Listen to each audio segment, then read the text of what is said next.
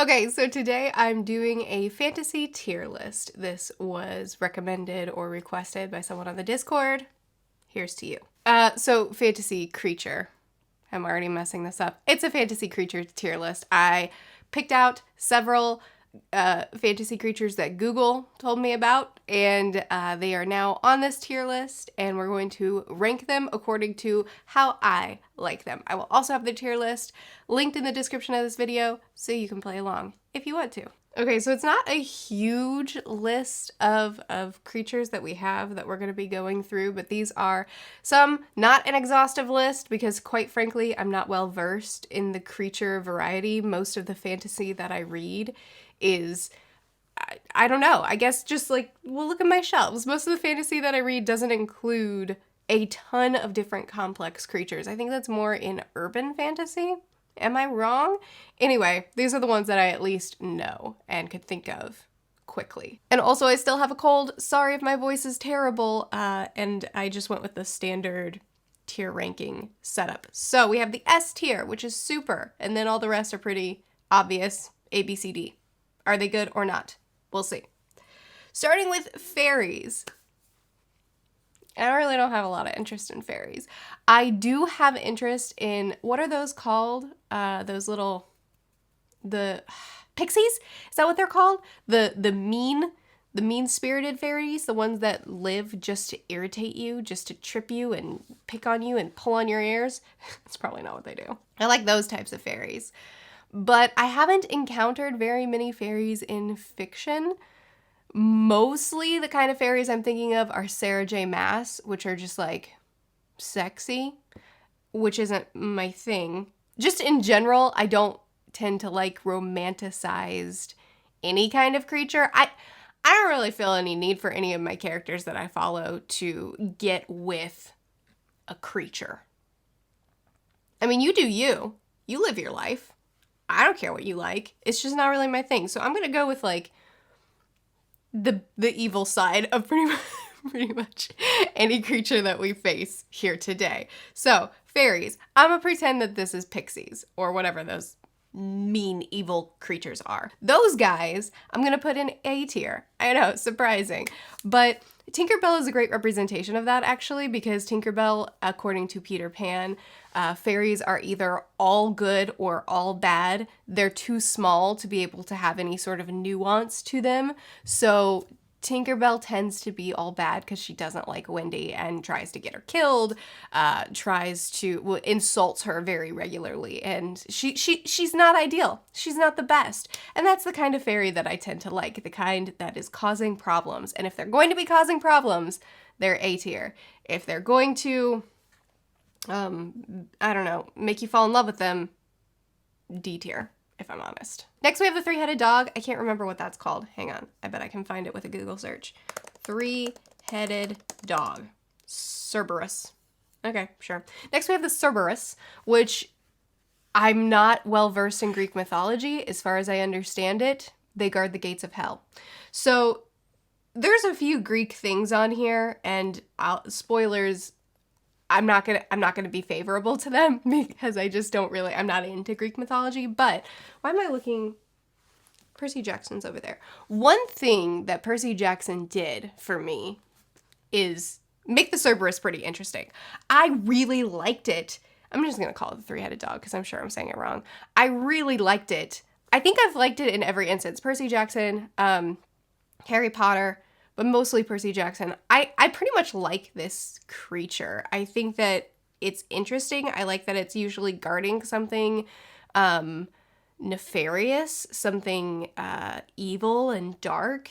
I think it's interesting to try to bypass it. I guess if I probably saw it in too many things, it could probably get old because there's really only so much you can do with this creature, but I haven't seen it in too many things. So right now it's a B. It's a solid. I like this. I'm happy when it comes up. Okay, next we have the Banshee, which I actually had to Google because I don't really know the Banshee very well. And now I would like to know the Banshee a little bit better. Not in real life, please, but I do want to know it here.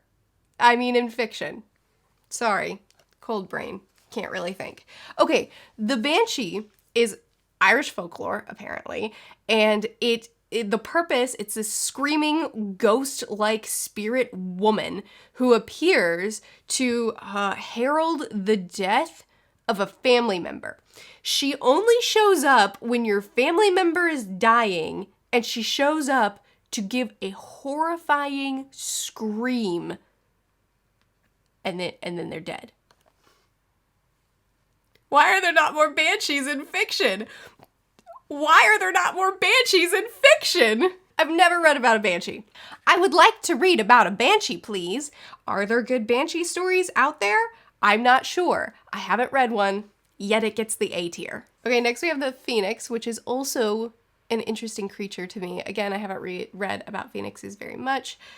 Like I said, my fantasy reading doesn't include a lot of creatures, but I do find phoenixes in concept very interesting. The fact that they live a life and then die by bursting into flames and then rise from their own ashes, and then they're stronger and they just have like a lot of really strong and cool abilities. I think the concept of a phoenix is cool, and I'm gonna put it in B tier. Get up there. Go. You're in front of the thingy. Fine. You know what? Fine. You chose your place. Deal with it. I like the concept. I haven't read it very much, and I don't really know how it could be used in fiction interestingly in a lot of different ways. Kind of similar to the three-headed dog, which is why it's B, because it's cool every now and then, but I don't need a lot of it. Next we have vampires. So let me tell you something about vampires. I don't think I like them. I liked them in I Am Legend, which if you haven't read the book, the movie didn't do it service, and it's not zombies, it's vampires, and it's very good. I don't think I like them though. I don't like any modern vampires because again, I'm just not really interested in a romanticization of them. I don't care about humans getting with vampires. It just doesn't really appeal to me. But I played a D&D campaign with a friend. I mean, I didn't play the whole campaign. A group of my friends have a campaign, and I joined as a guest for a couple of sessions just to hang with them more, and we fought off vampires. And it got me really interested in vampires. So I decided I wanted to read vampire books. I knew I didn't want modern vampires. I wanted to go check out the classic, creepy, horrifying, terrible creatures. I read a couple vampire classics.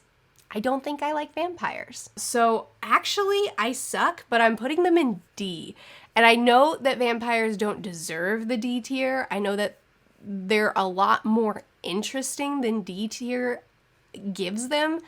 But just for my preferences, I don't think I feel any need to read vampire fiction ever again.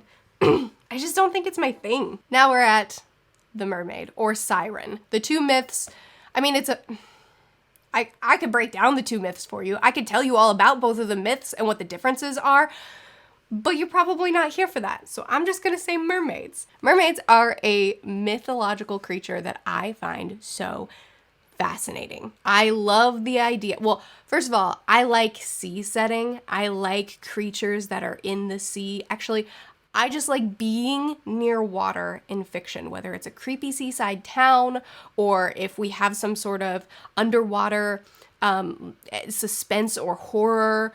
I really like being afraid near water.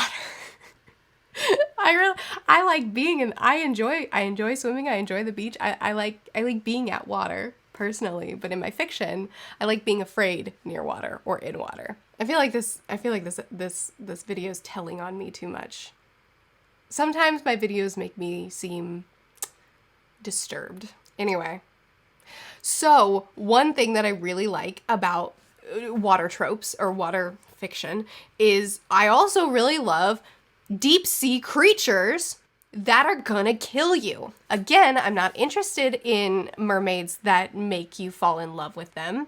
That doesn't sound fun. However, ones that rip your limbs off and eat you, that sounds kind of cool. I'd like to try to escape that. Not in real life. Mermaid mythology is something that I've spiraled too deep into in my life, and I don't feel bad about it. S tier. I have read very few mermaid books that I have enjoyed. Because, again, modern fiction likes them a little bit more sympathetic and romantic. unless you're doing horror, and then it gets interesting. And then there's really not a lot of classic literature that does mermaids. But it is something that I'm still on the hunt for, always. Oh, hi. I promise I had dragons in this video. But somehow there's no dragons in this video. I definitely planned on having dragons. They should have been in the tier list. Somehow they're not. So hi, let's talk about dragons at this point in the video. I'm gonna update the tier list so that the one in the description has dragons. Dragons. Why are there not more dragons in fiction? I love reading about dragons. I grew up reading about dragons. All the middle grade and YA books, all is an exaggeration. A lot of the middle grade and YA fantasy books that I used to read had dragon writing, had bonding with dragons, mind links a lot of the time, and awesome epic dragon flights and dragon fights. Why? Why is there not more dragon fantasy in adult fantasy? We need more. I've talked about this before. If there's going to be a creature in my fantasy, I want it to be dragons, and I don't want them to play a minor role where they're barely there. There's so many fantasy books that lie to me, that put dragons in their covers or in their titles, and then the dragons barely play a role in the series. Rude.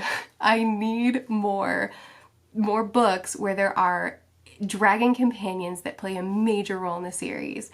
I love it so much, and I hardly ever see it in adult fantasy. So, dragons easily make it onto the S tier for me. Easy. I want more of them. I want more dragon fantasy in my adult fantasy books. Next we have the Minotaur, is maybe how you say it. That, like, bull creature that guards mazes and labyrinths. I really like these. I have not read many Minotaur books, but anytime they show up, there was a short story I read that was like a Beauty and the Beast thing. I don't remember. I found that I liked it back in the day. I reread it and I didn't like it as much.